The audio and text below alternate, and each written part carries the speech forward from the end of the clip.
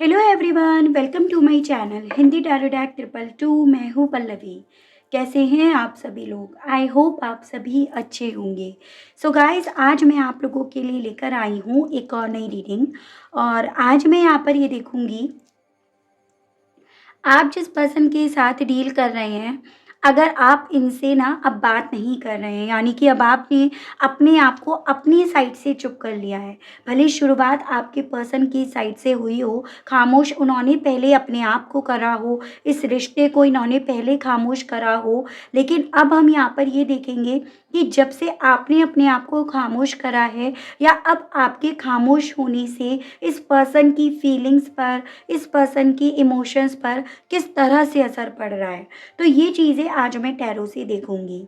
आपको बस इतना याद रखना होगा, रीडिंग जो भी होगी वो जनरल होगी, कलेक्टिव होगी और इवन टाइमलेस रीडिंग होगी। जब भी आपके सामने आती है आप इसे देख सकते हैं, अपने आप से कनेक्ट कर सकते हैं।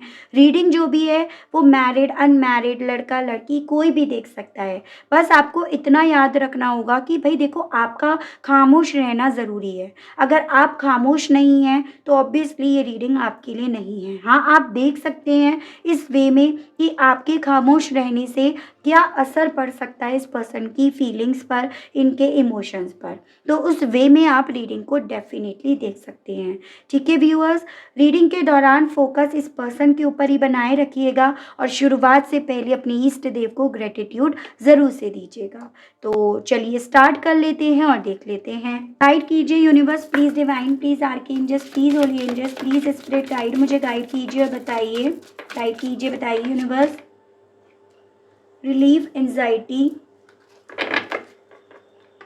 गाइड कीजिए और बताइए यूनिवर्स। रिलीज फियर, गाइड कीजिए, बताइए।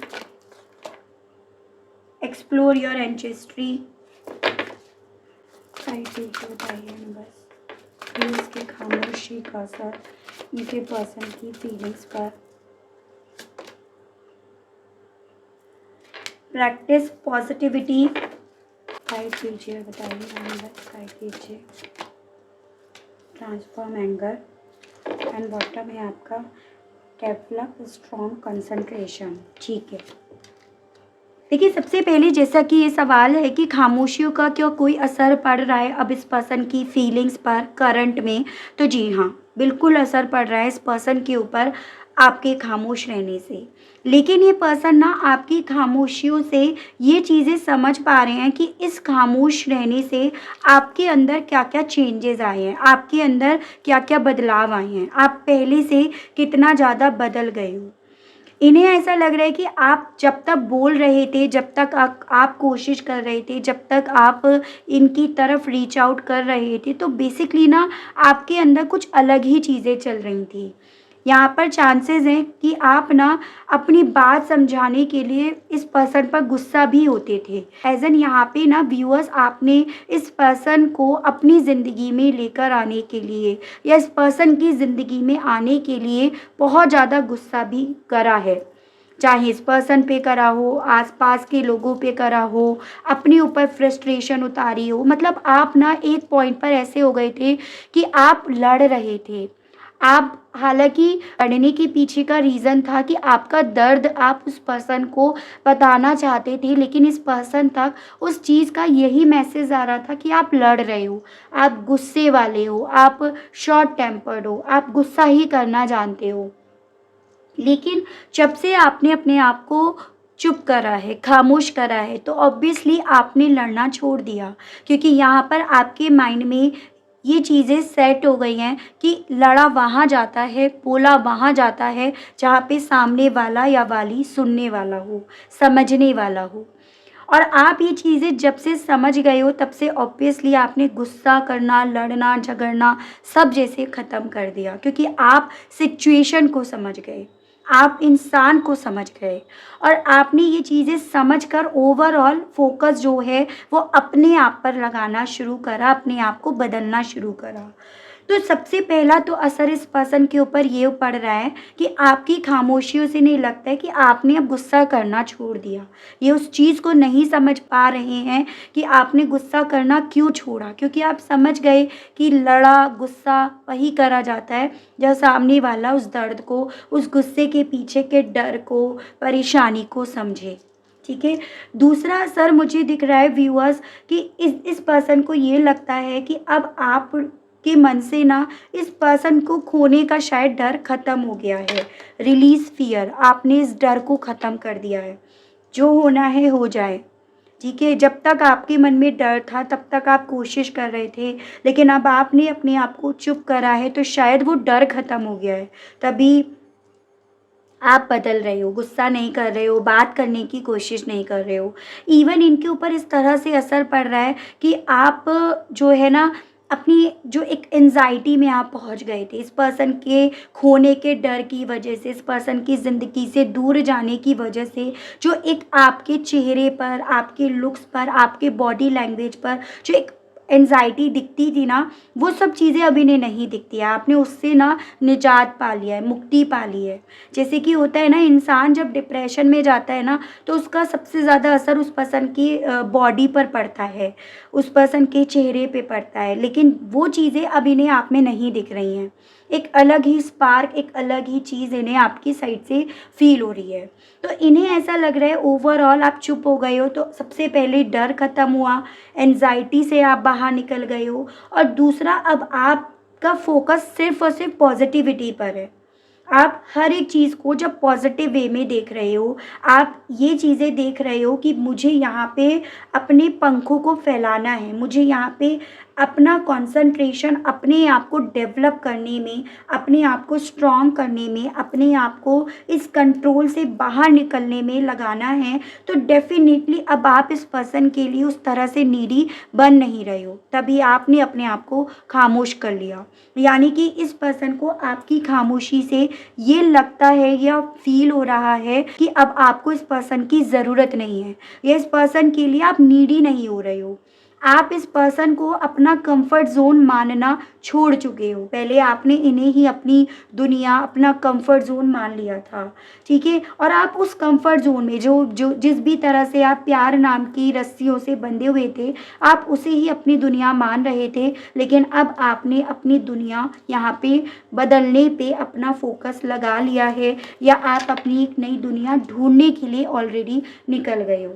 तो आपकी खामोशियाँ डेफ़िनेटली अब इस पर्सन के ऊपर असर डाल रही हैं, और सबसे ज़्यादा तो इन्हें लग रहा है कि ओवरऑल आप में बहुत चेंजेस आ गए हैं, बहुत बदल गए हो आप, बहुत इम्प्रूवमेंट आ गया है, बहुत पॉजिटिविटी इस पर्सन को आपके अंदर अब व्यूअर्स हो ना हो दिखती है, ठीक है? और सबसे ज़्यादा तो जो आप गुस्सा करते थे ना, भले आप अपने रिश्ते को बचाने के लिए करते थे, लेकिन इन्हें वो यही दिख रहा है कि अब आपने ना गुस्सा करना भी छोड़ दिया है, ठीक है? तो हर तरह से आप भी इस पर्सन को चेंजेस यहाँ पे नज़र आ रहे हैं व्यूअर्स, ये चीज़ें हैं।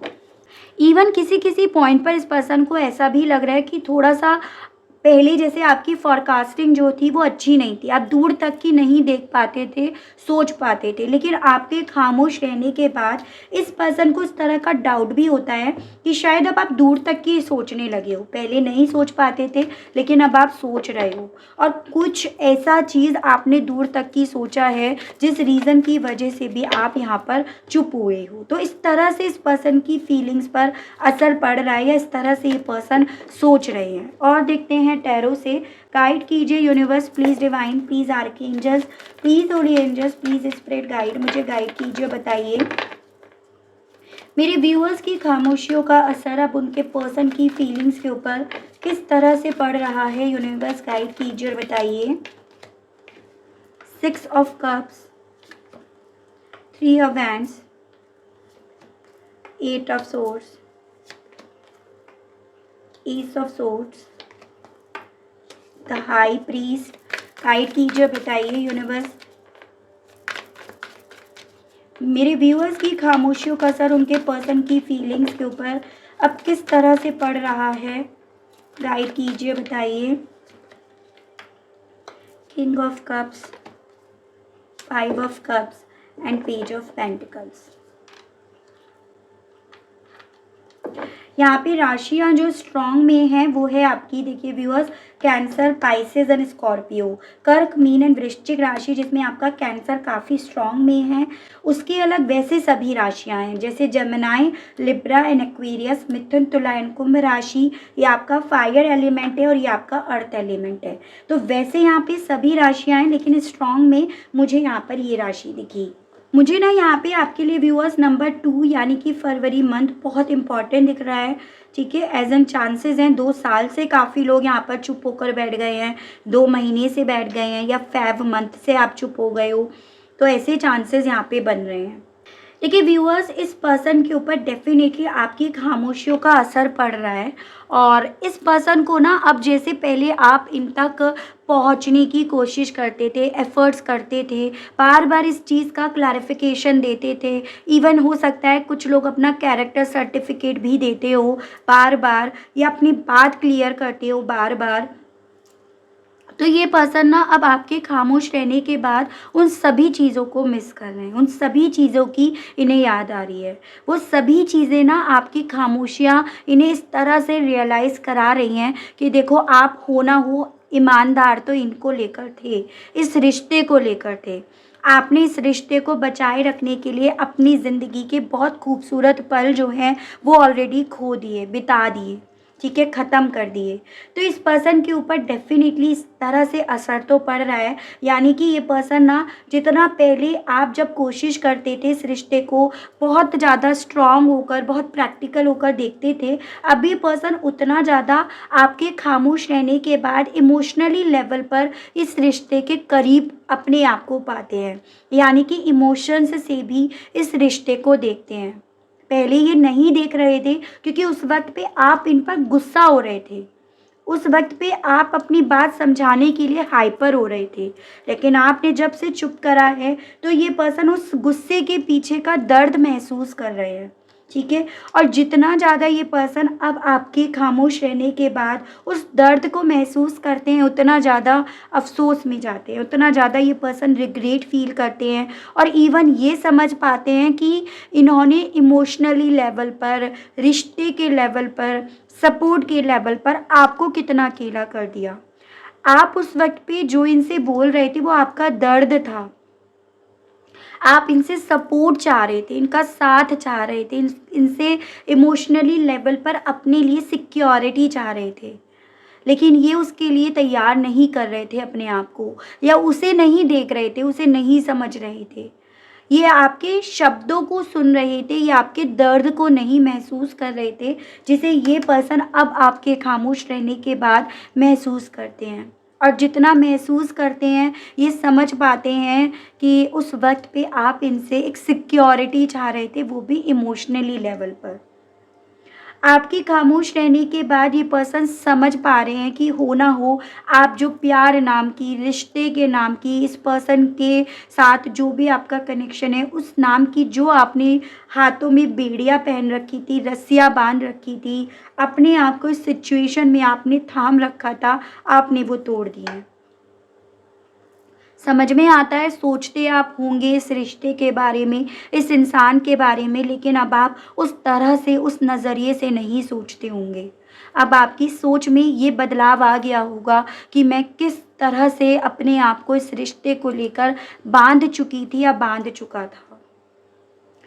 इन्हें ये भी लगता है, या इस तरह से भी अब असर पड़ रहा है कि अब आपके फैसले आप ही तक होकर जा रहे हैं। पहले आपके फैसले इस पर्सन तक होकर जाते थे, इस पर्सन तक होकर गुजरते थे, लेकिन अब आपके फैसले सिर्फ आप तक होकर गुजरते हैं। अब आपको इस चीज़ का डर नहीं है, इस चीज़ की फ़िक्र नहीं है कि पीछे क्या छूट रहा है और आगे क्या मिल रहा है। यानी कि एक होता है ना इंसान के अंदर, जब खोने का, पाने का डर ख़त्म हो जाता है ना, तो इंसान मस्त हो जाता है। आप में वो ये पर्सन महसूस कर रहे हैं कि आपके अंदर वो खोने का, पाने का डर ख़त्म हो गया। जो डर इन्होंने एक वक्त पे डाल रखा था, या इस रिश्ते की वजह से आपके मन में वो डर डल गया था कि अगर ये रिश्ता मुझसे छूट गया तो मैं कैसे जी पाऊँगी, कैसे जी पाऊँगा, मेरा क्या होगा, मैं क्या करूँगी, क्या ना करूँगा, तो वो डर ही आपका ख़त्म हो गया है। आप यहाँ पर अब इस रिश्ते को सिर्फ और सिर्फ दिमाग से देख रहे हो, सिर्फ और सिर्फ दिमाग के घोड़े चला रहे हो इस रिश्ते में। और ये चीज़ें ना आपको हो ना हो पॉजिटिविटी की तरफ लेकर गई, स्ट्रॉन्ग कर गई, आपको आपकी लाइफ में बदल गई। ये असर पड़ रहा है इस पर्सन की सोच पर।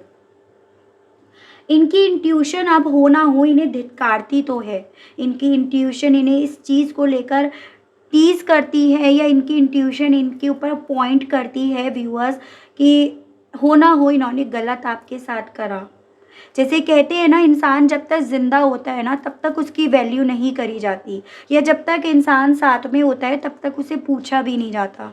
लेकिन जब इंसान दूर हो जाता है ना तब उसकी छोटी छोटी बातों में अच्छाई दिखने लगती है।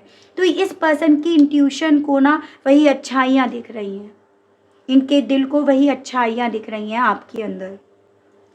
इस पर्सन को ये चीज़ें लग रही है कि हाँ, जिस वक्त पे इन्होंने आपको छोड़ा या आपने नहीं छोड़ा, आप फाइनेंशियली लेवल पर काफ़ी कमज़ोर पड़ गए थे, या इस चीज़ का असर आपके कैरियर पर, आपकी लाइफ पर बहुत गहरा पड़ा था। लेकिन अब आपने उससे अपने आप को थोड़ा बहुत उभार लिया है। हो सकता है इतना नहीं उभर पाए हो आप अभी भी, लेकिन पहले से यहाँ पर फ़र्क इस पर्सन को महसूस होता है कि अगर ये फ़र्क नहीं होता तो अभी भी आप इस पर्सन के लिए व्यूअर्स 110% नीडी ही होते जैसे पहले थे। तो ओवरऑल इस पर्सन के ऊपर ना आपकी खामोशियों का असर बहुत गहरा पड़ रहा है, ये चीज़ें यहाँ पर हैं। थोड़ी बहुत आपकी एनर्जीज देखते हैं व्यूअर्स कि आप जैसे अपने आप को खामोश रख रहे हैं, इस चीज़ का असर आपके ऊपर क्या पड़ रहा है। ठीक है, गाइड कीजिए और बताइए यूनिवर्स, व्यूअर्स की खामोशियाँ खुद के ऊपर किस तरह से असर डाल रही हैं। गाइड कीजिए। Door to value the world, door to personal healing and happiness, man holding a heart, man holding a coin and women holding a heart. ठीक है, ठीक है व्यूअर्स, सबसे ज़्यादा तो आपके खामोश रहने से ना आपके ऊपर ये असर पड़ गया है कि आप ना वैल्यू समझ गए हो अपनी। एज एन पहले आपको ये लगता था कि ये इंसान ही सब कुछ कर रहे हैं आपके लिए, ये हैं तो आप हो, ये नहीं है तो आप नहीं हो। लेकिन आपने जब से अपने आप को इस पर्सन के लिए बंद करा है, इस पर्सन के लिए आपने अपने साइड से दरवाजे बंद करे हैं ना, तब से उस यूनिवर्स की तरफ के जो खुशियों के दरवाजे आपको लगता था है नहीं, होते नहीं हैं, वो आपको अब खुले हुए नज़र आते हैं। एज एन आप ना अपने आप को चुप रखकर अपने आप को समझ पाए हो, अपनी वैल्यू समझ पाए हो। आपकी जो दुनिया कभी एक वक्त पे ये हुआ करते थे, आप समझ पाए हो कि दुनिया इंसान की सोच के बेस पर बनता है। अगर इंसान अपनी सोच बदल ले तो उसकी दुनिया उस हिसाब से बदलती है। आप इस फंडे को समझ पाए हो ना हो आप चुप होकर ना अपनी हीलिंग पर, अपनी खुशियों पर वर्क कर पा रहे हो। पहले आप ज़्यादा रोते थे, पहले आप इमोशनली लेवल पर ज़्यादा कमज़ोर पड़ते थे, लेकिन यहाँ पर आप एक बैलेंस्ड एनर्जी में मुझे दिख रहे हो। एज एन मुझे ऐसा दिख रहा है कि हाँ देखो व्यूअर्स, आपका दिल इंतज़ार अभी भी इस पर्सन से जुड़ने के लिए कर रहा है, लेकिन फिर भी आप ना अपने आप को बैलेंस करना सीख रहे हो, अपने इमोशंस को बैलेंस करना सीख रहे हो। पहले नहीं कर पाते थे जब तक आप इस पर्सन तक पहुंचने की कोशिश करते थे। आपकी खामोशी से इस पर्सन को आपकी वैल्यू भी समझ में आ रही है, और इवन आपको भी अपनी वैल्यू समझ में आ रही है। पहले आपको इस पैसे की इतनी वैल्यू नहीं थी, आप नहीं समझ पा रहे थे कि भाई पैसा क्या है, लेकिन अब आपको समझ में आ रहा है भाई पैसा ही सब कुछ है। पैसा होगा तो ये दिल होगा। आप इस थॉट को, इस फंडे को समझ पा रहे हो, क्योंकि पहले आप इमोशनल थे, पहले आप दिल से देखते थे, दिल से चीज़ों को डील करते थे, लेकिन अब आप दिल और दिमाग दोनों को बैलेंस करके देख रहे हो। और यही रीज़न है आप चुप भी हो पा रहे हो, यही रीज़न है आप अपने अंदर बदलाव लेकर आ रहे हो और अपनी खुशियों के दरवाजे आप ढूंढ रहे हो। तो आपके ऊपर भी इस खामोशियों का असर बहुत पॉजिटिव पड़ा है व्यूअर्स। हालांकि देखो, मैं ये नहीं कहूँगी कि दिल इनका अभी भी इंतज़ार नहीं कर रहा, दिल अभी भी वहीं पे अटका हुआ है, सुई अभी भी हो ना हो अटकी पड़ी है, लेकिन फिर भी बदलाव बहुत आया है आपके अंदर, बहुत बदल गए हो आप। ठीक है, अब यहाँ पर ये देखते हैं कि क्या आपकी यही खामोशियाँ इस पर्सन को आपके करीब लेकर आएंगी या नहीं आएंगी।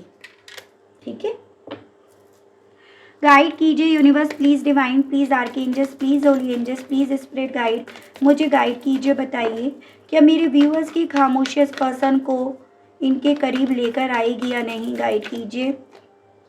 जस्टिस एंड बॉटम है द मैजिशियन, भाई उसके नीचे बॉटम भी आपका द सन ही आया है। बहुत पॉजिटिव कार्ड्स आए हैं। देखो मुझे ऐसा दिख रहा है व्यूअर्स, आपकी खामोशियाँ डेफिनेटली इस पर्सन को आपके करीब लेकर आएंगी, लेकिन सबसे पहले आपके करीब ये इंसान नहीं आएंगे, सबसे पहले आपके करीब न्याय आएगा। जो आप डिज़र्व करते हो आपको वो मिलेगा। जिस भी तरह से आपकी लाइफ में इस जस्टिस की डेफिनेशन बनती है ना, उस तरह से ये जस्टिस आपके पास आएगा। इस रिश्ते में खुशियाँ भी आएंगी, मिरेकल्स भी होंगे, सब होगा, लेकिन स्टेप बाय स्टेप होगा। ये चीज़ें आपको समझनी होंगी। ठीक है, चांसेस मुझे यहाँ पे व्यूअर्स 1 मंथ से लेकर 19 वीक्स की पॉसिबिलिटीज़ दिख रही है कि इतने वक्त में इस पर्सन की तरफ से आपके पास कोई ऑफ़र आएगा या आपकी खुशियाँ आपकी तरफ आएंगी, न्याय आपकी तरफ आएगा। तो ये मैं यहाँ पर देख पा रही हूँ। लेकिन ये चीज़ें हैं कि जी हाँ व्यूअर्स, इस पर्सन को ना आपकी खामोशियाँ ही आपके करीब लेकर आएंगी। ठीक है, चलिए देखते हैं आपसे कहना क्या चाह रहे हैं ये पर्सन आपकी खामोशियों के बाद। गाइड कीजिए, बताइए यूनिवर्स, गाइड कीजिए।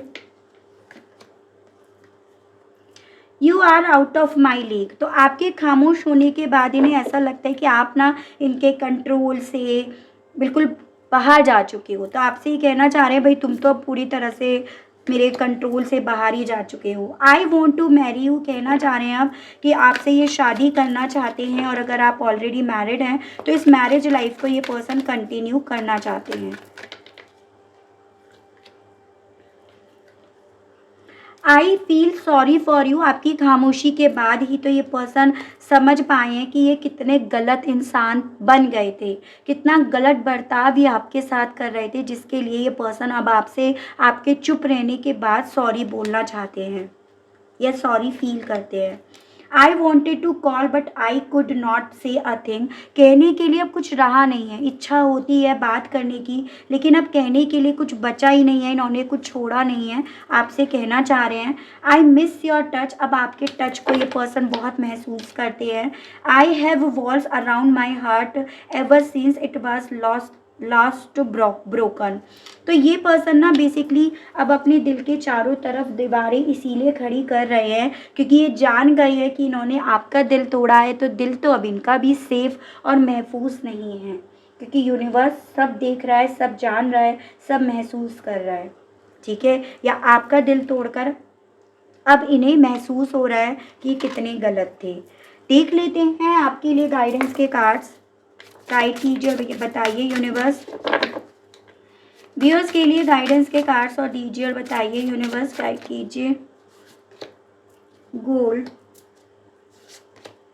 Throne, evil queen, red. देखिए व्यूअर्स, आपसे यहाँ पर ये बोला जा रहा है कि अगर किसी सिचुएशन में आपको ऐसा लगता है कि आप इस पर्सन को माफ़ नहीं कर पा रहे हो, तो आपसे एज अ गाइडेंस बोला जा रहा है कि देखो आप इन्हें माफ़ कर दो, क्योंकि वो माफ़ी ना आपको अल्टीमेटली और भी अपने आप पर वर्क करने से रोक रही है, रिस्ट्रिक्ट कर रही है। आप अपने आप को बेसिकली खामोश रखकर आप ये समझिएगा कि मैं ना चीज़ों को अपने हिसाब से सही करने के लिए या अपने आप से सही करने के लिए ऐसा एक्शन ले रही हूँ या ले रहा हूँ। यानी कि इस चीज़ को लेकर ये मत सोचो कि मैं क्या सही कर रही हूँ या नहीं कर रहा हूँ, मैं सही रास्ते पे हूँ या नहीं। आपसे बोला जा रहा है आप सही रास्ते पे हो, क्योंकि कई बार होता है ना, जब सीधी उंगली से घी नहीं निकलता तो टेढ़ी भी करनी पड़ती है। और आपसे यहाँ पर ये भी बोला जा रहा है कि देखो जो चीज़ें चल रही थी एक्चुअली में आप वो डिज़र्व नहीं करते थे। वो चीज़ें ऐसी थी जैसे कि आप डिज़र्व नहीं कर रहे हो फिर भी आप वो ले रहे हो। जैसे कहते हैं ना कि शुगर के पेशेंट को शुगर खिलाया जा रहा है, वो शुगर उस पर्सन के लिए जबकि जहर के बराबर काम कर रहा है। तो ज़रूरी नहीं है कि मीठा जो है वो हर किसी के लिए सही हो। तो ये आपसे एज अ गाइडेंस बोला जा रहा है कि जो हो रहा है ना, आप ये समझ लीजिए यूनिवर्स आपको अपने बहाव में लेकर जा रही है, क्योंकि ये चीज़ें आपको कुछ सिखा रही हैं। ठीक है, तो इस तरह की गाइडेंस आज की इस रीडिंग में आपके लिए आई है व्यूअर्स। आई होप आपको इस रीडिंग के माध्यम से क्लियरिटी मिली हो, आप कनेक्ट कर पाए हो। अगर आपको रीडिंग पसंद आती है, आप कनेक्ट कर पाते हैं, तो बताइएगा ज़रूर। चैनल को लाइक, शेयर एंड सब्सक्राइब ज़रूर से कीजिएगा, ताकि मैं आप लोगों के लिए इसी तरह से नई नई रीडिंग्स, नए नए टॉपिक्स लेकर आऊँ और हम लोगों का साथ, हम लोगों का प्यार यूं ही बना रहे। आज के लिए बस इतना ही। Okay, bye bye.